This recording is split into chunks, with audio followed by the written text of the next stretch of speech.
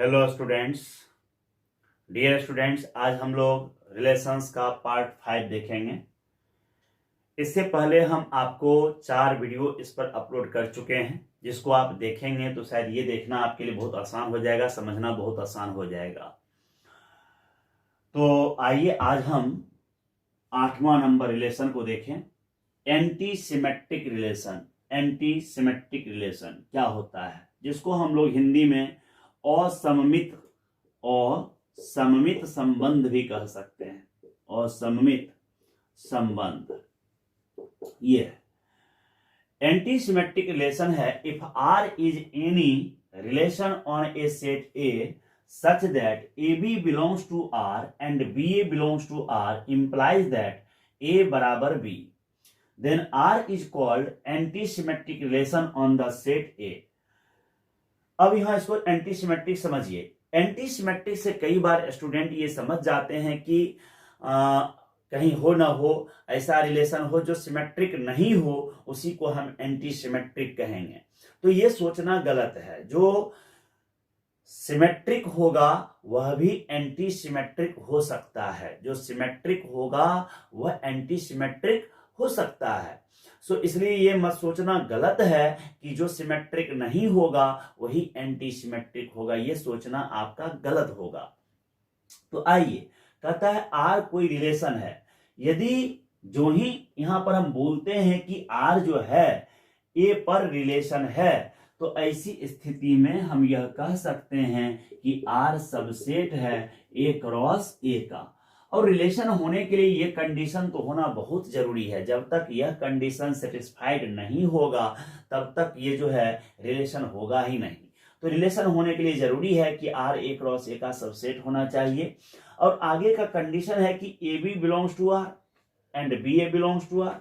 ए B भी R में है और बी ए भी आर में है। तो अगर इतना पूरा है तब तो सिमेट्रिक होना तय हो गया। अब सिमेट्रिक हो गया तो आगे देखना है कि एंटी सिमेट्रिक कब होगा। तो ए बी भी यदि आर में मौजूद है और बी ए भी आर में मौजूद है और साथ ही साथ इस दोनों की मदद से अगर हम तर्क देते देते कंक्लूजन यहां ले आते हैं ए बराबर बी पर, है ना, इस स्टेटमेंट को मान लेते हैं कि ए बी आर में है, बी ए भी आर में है, और इस दोनों के मदद से अगर हम यह प्रूफ करने में सक्षम हो जाते हैं कि ए बराबर बी है, तब हम कहते हैं R is called anti symmetric relation on the set A, है ना। तो एंटी सिमेट्रिक का कंडीशन समझे क्या होता है। यदि ए बी आर में हो, बी ए भी आर में हो और इस दोनों के मदद से हम यह साबित करने में सक्षम हो जाते हैं कि ए बराबर बी है, तो ऐसी स्थिति में आर जो होता है वह एंटी सिमेट्रिक रिलेशन होता है।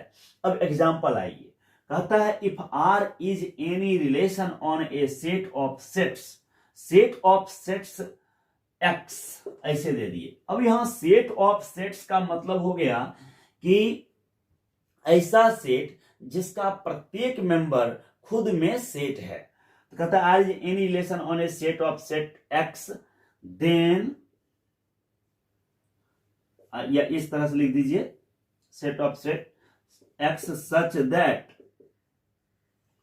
Are equal to the set of all A B, such that R equal to the set of all A B such that A subset B दे दिए, ए सबसेट बी दे दिए, है ना।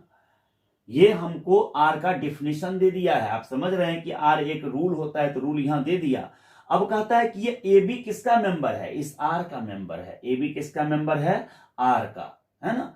और condition उस साइड लिखा है कि इसके अंदर वो आएगा कब। यदि कहने का मतलब है कि कोई भी ऑर्डर्ड पेयर जो है वो आर का मेंबर कब होगा, तो कंडीशन है कि पहला सेट दूसरे का सबसेट होगा, तभी इसका वो मेंबर हो पाएगा। और अगर पहला सेट दूसरे का सबसेट नहीं है तो मेंबर होना अलाउ नहीं होगा। तो अब यहां A B such that A subset B, है ना, then R is antisymmetric, anti symmetric relation on set A. अब ये हुआ कैसे, आइए उसको हम लोग देखते हैं। ठीक है, इन चीजों को समझना जरूरी है, कैसे ये हुआ। चलिए हम लोग मान लेते हैं let A B belongs to R and B A belongs to R, ये लेकर चलना है हमको, क्योंकि इंप्लाइज दैट से पहले यही लिखा हुआ था। जब इस लाइन में आएंगे डिफिनेशन में तो यही देखे होंगे कि A B belongs to R and B A belongs to R. अब इसके मदद से हमको कहां पहुंचना है, ए बराबर बी पर। यहां देखते हैं ए बराबर बी पे, यहां ए बराबर बी पहुंचना है। तो बताइए, अगर ए बी आर का मेंबर हो गया तो हमको क्या लिखने का अधिकार मिल गया, A R B and B R A related to B and B related to A. ये इसको हम लोग लिखते हैं, ये आर बीच में आ जाता है, देख रहे हैं ऐसे। अब ये आर जो है बीच में, ये देखिए ये आर, यही रिलेशन दिखाता है, यह किससे रिप्लेस है, ये सबसेट से। तो अब जहां जहां आर है वहां वहां सबसेट आ गया, एंड बी सबसेट ए। और आपको पता है कि यदि ए बी का सबसेट हो जाए और बी ए का सबसेट हो जाए तो हमको ये लिखने का अधिकार मिल जाता है कि ए बराबर क्या है, बी है। तो अब बताइए कि लेके हम कहां से चले थे, A B belongs to R and B A belongs to R, पहुंच कहां गए, ए बराबर बी पर। तो A B belongs to R and B A belongs to R, ऐसा लेके चले और पहुंच गए ए बराबर बी पर। और जब ए बराबर बी पर हम पहुंच गए तो ये डेफिनेशन हमारा पूरा हो गया। अब हमको यहां ये कहने का राइट हो गया, इसलिए R is anti symmetric relation on set X. Set का नाम यहां एक्स था, तो ऑन द सेट एक्स। ठीक है, क्लियर हो गया। तो इस तरह से आप देख रहे हैं कि ये कैसे प्रूफ होगा एंटी सिमेट्रिक, ये आप यहां देख रहे हैं। इसी तरीके से आपको करना होगा, ठीक ना। A B belongs to R लेके चलना होगा and B A belongs to R, ये दोनों एक साथ लेके चलेंगे। और हम इस स्टेटमेंट पे अगर पहुंच जाएं क्या कि ए बराबर बी है, तो ऐसी स्थिति में वो रिलेशन जो है आपको क्या हो जाएगा, एंटी सिमेट्रिक रिलेशन हो जाएगा।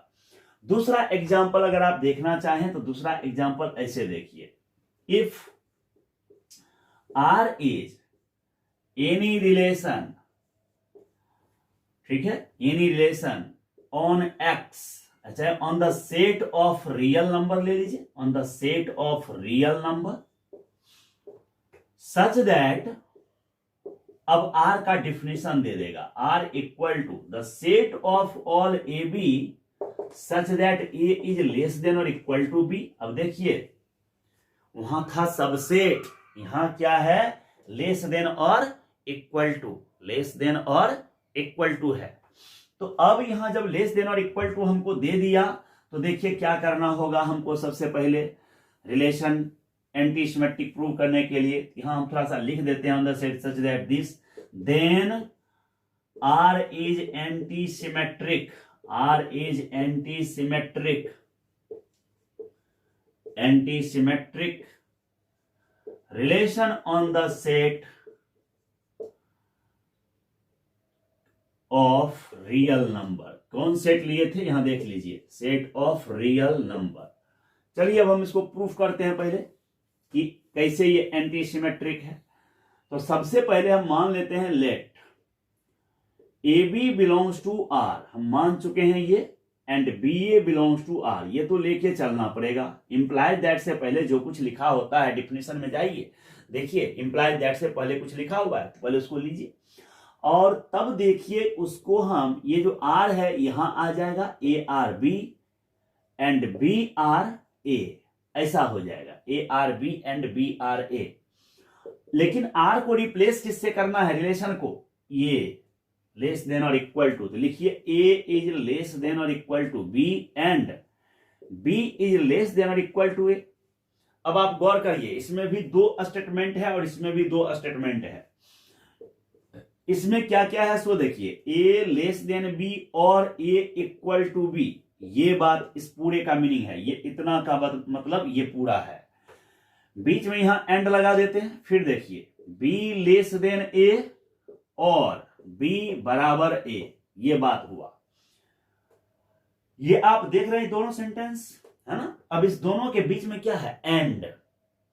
एंड का मतलब होता है इंटरसेक्शन। इंटरसेक्शन का मतलब होता है कॉमन सेंटेंस, जो कॉमन हो दोनों में, कॉमन बात।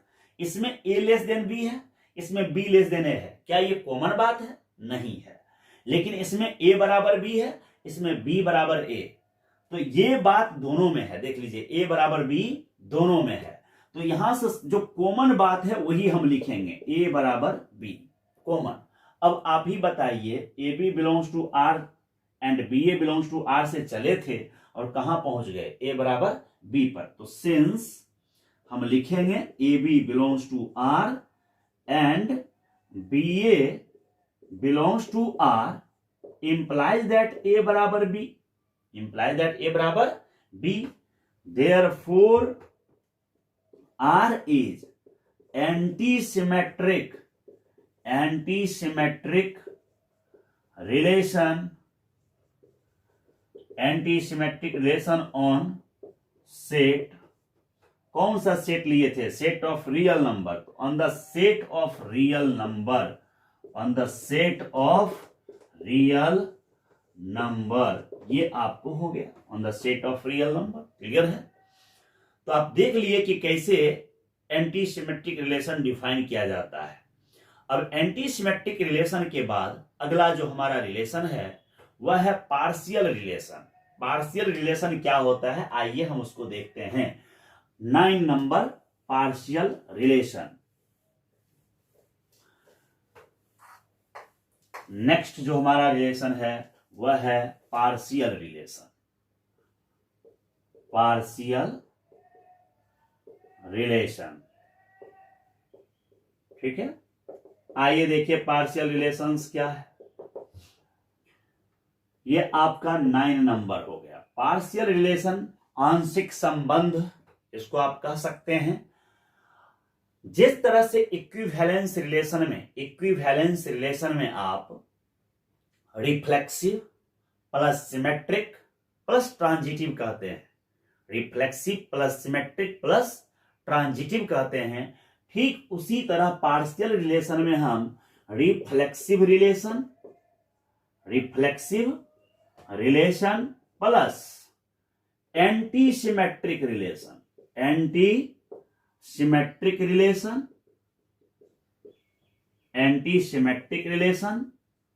प्लस ट्रांजिटिव रिलेशन, ये तीनों को अगर हम मिला देते हैं तो जो रिलेशन क्रिएट होता है उसको हम पार्शियल रिलेशन कहते हैं। पार्शियल रिलेशन, देखिए इट मीन्स एक ऐसा रिलेशन जो रिफ्लेक्सिव भी हो, एंटी सिमेट्रिक भी हो, ट्रांजिटिव भी हो, उसी का नाम पड़ेगा पार्शियल रिलेशन। तो अब तो चेक करने की बात है, ऐसे रिलेशंस जो रिफ्लेक्सिव भी हो, एंटी सिमेट्रिक भी हो और ट्रांजिटिव भी हो, उसी को हम पार्शियल रिलेशन कहेंगे। तो रिफ्लेक्सिव चेक करना आप समझ चुके हैं, एंटी सिमेट्रिक समझ चुके हैं, ट्रांजिटिव समझ चुके हैं, तो और तीनों जो जहां मिल जाएगा वही आपका पार्शियल रिलेशंस हो जाएगा।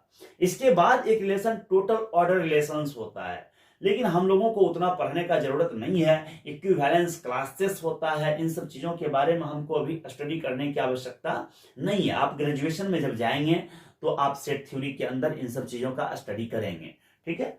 तो अब हम यहां अगला जो रिलेशन देखेंगे 10 नंबर, वह है इनवर्स रिलेशन। आइए इनवर्स रिलेशन हम लोग देखें क्या होता है। Inverse relation on A set, है ना। तो कहता है इफ, है ना, R is any relation on a set A, है ना। If R is any relation on a set A such that, है ना, R equal to the set of all A B such that, है ना, यहां पर कुछ कंडीशन देगा, ठीक है। Then the inverse of R is defined as R के ऊपर -1 लिख देते हैं तो आर इनवर्स हो जाता है, आर के ऊपर -1 लिख देते हैं तो आर इनवर्स हो जाता है, और आर इनवर्स इक्वल टू हो जाएगा the set of all B A मतलब हो गया ए बी का उल्टा कर देना है बी ए, है ना, such that A B belongs to R, मतलब यह है कि बी ए इसके अंदर तभी आएगा जब ए बी कहां होगा, आर के अंदर होगा, इनवर्स। तो इनवर्स में केवल करना क्या है कि ऑर्डर्ड पेयर को बस उलट देना है, बात समझे ना। और तब ऐसी स्थिति में क्या होगा कि डोमेन ऑफ आर जो है आर, वह रेंज ऑफ आर इनवर्स बन जाएगा, और रेंज ऑफ आर जो है वह डोमेन ऑफ आर इनवर्स बन जाएगा, ऐसा हो जाएगा। तो आइए हम इसको थोड़ा सा एक एग्जांपल से देख लेते हैं, है ना, एग्जांपल से। इफ ए इक्वल टू, हमारे पास कोई सेट दे दिया 2 3 5 8 9 इस तरह से, एंड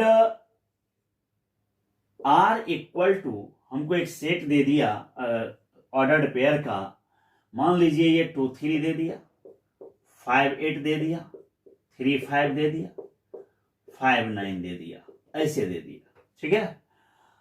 अब हमको देखना है कि ये रिलेशन है कि नहीं है, तो गौर करिए 2 3 इसके अंदर मिल रहा है कहीं ना कहीं, 5 8 भी कहीं मिल रहा है, 3 5 ये सब मिल रहा है, 5 9 मिल रहा है। प्रत्येक ऑर्डर्ड पेयर का प्रत्येक कंपोनेंट अगर सेट ए में मिल गया तो रिलेशन है, तो अब यह रिलेशन है, and R is any relation on A set on the set A, है ना, on the set A, then R inverse कैसे निकलेगा, तो बस इसको उलट दीजिए, तो उलट दीजिएगा क्या हो जाएगा, देखिए 3 2 हो जाएगा, 8 5 हो जाएगा, 5 3 हो जाएगा, और 9 5 हो जाएगा। डोमेन तो आप जानते हैं कि रिलेशन का क्या होता है, डोमेन फर्स्ट कंपोनेंट जो लिया जाता है तो वह डोमेन देता है, और सेकंड कंपोनेंट जो होता है वह रेंज होता है। अगर हम इसमें डोमेन ऑफ आर पूछें, डोमेन ऑफ आर, तो डोमेन ऑफ आर में पहला कंपोनेंट लिखाएगा 2 5 3, एक कंपोनेंट एक ही बार लिखाता है इसलिए फिर से 5 नहीं लिखेंगे। और रेंज ऑफ आर अगर कहें हम, रेंज ऑफ आर, है ना, रेंज ऑफ आर, तो देखिए सेकंड लिख दीजिए, 3 8 है, 5 है, 9 है, ऐसे लिख दीजिए 3 8 5 9। अब चलिए डोमेन ऑफ आर इनवर्स निकालिए, आर इनवर्स का डोमेन, तो आर इनवर्स ये है आपका, तो इनवर्स का फर्स्ट कंपोनेंट क्या आएगा, 3, इसका 8, इसका 5, इसका 9। अब डोमेन निकल गया, अब रेंज निकालिए, तो रेंज ऑफ आर इनवर्स, तो रेंज ऑफ आर इनवर्स में सेकंड कंपोनेंट लिखेंगे 2 5 3, अब दोबारा नहीं लिखना है ना, तो ये निकल गया। चलिए अब आइए इसका डोमेन देखिए और इसका रेंज देखिए, और इसका रेंज देखिए, इसका डोमेन देखिए, तो क्लियर आपको दिख रहा है कि डोमेन ऑफ आर जो होगा वह रेंज ऑफ आर इनवर्स हो जाएगा। डोमेन ऑफ आर जो है, डोमेन ऑफ आर वह हो जाएगा रेंज ऑफ आर इनवर्स, और रेंज ऑफ आर जो है, रेंज ऑफ आर वह हो जाएगा डोमेन ऑफ आर इनवर्स। तो इस तरह से आप देखें कैसे ये इनवर्स है ना। तो इनवर्स रिलेशन आप समझ गए कि कैसे निकलेगा। कोई भी रिलेशन दिया हुआ है और उसके ऑर्डर्ड पेयर को बस हम पलट देंगे तो जो हमको रिलेशन क्रिएट होगा उसी को हम लोग क्या कहेंगे, इनवर्स रिलेशन कहेंगे। इस तरह से 12 के लिए जो रिलेशंस है या फिर आपको जेईई मेंस तक के रिलेशन लगभग हो गया है। आगे हम जब फंक्शन पढ़ाएंगे तो उसमें एक वर्ड कंपोजिशन ऑफ रिलेशंस भी लाएंगे, तो कंपोजिशन ऑफ रिलेशन वहीं पर हम आपको समझाएंगे। और तब तक आप इस पूरे रिलेशन को क्लियर कर लीजिए, इस पर आधारित प्रॉब्लम्स को आप लोग सॉल्व कर लीजिए। आर.डी. शर्मा का बुक हो तो उससे बना लीजिए, या के.सी. सिन्हा सर का बुक हो उससे बना लीजिए। किसी भी किताब से आप लोग एनसीईआरटी या अन्य किताब से आप लोग प्रॉब्लम प्रैक्टिस कर लीजिए। तो ये रिलेशन आपका जो 12th क्लास का जो फर्स्ट एक्सरसाइज है रिलेशन, वो आप बड़ी आसानी से सॉल्व कर सकते हैं। लेकिन इसके कॉन्सेप्ट को आप बार बार देखिए, क्योंकि ये थोड़ा टीडियस है, उबाऊ है। इसमें आपको क्या होता है कि लैंग्वेज लिखना होता है, तो पहले लिखने का कोशिश करें। हो सकता है कि आपसे मिस्टेक हो, लेकिन धीरे धीरे ये बेहतर हो जाएगा। इसके लिए बने हुए क्वेश्चंस को ठीक से देखने का कोशिश करिए, समझने का कोशिश करिए, और फिर जो डाउट हो तो आप हमसे कमेंट में लिखें। हम कमेंट में देख करके उस पर वीडियो लाएंगे, या हम अपने 12 के बच्चों के लिए फिर से एक दिन लाइव आएंगे। और लाइव जब आएंगे तो उसमें हम आर.डी. शर्मा का प्रॉब्लम या फिर एनसीईआरटी का प्रॉब्लम क्लास में ही ऑन बोर्ड आपको वीडियो में हम बताएंगे। तब तक के लिए वीडियो को देखिए, अच्छा लगे तो अपने दोस्तों के साथ जरूर शेयर करिए और ढेर सारे कमेंट्स लिखिए। जय हिंद, जय भारत।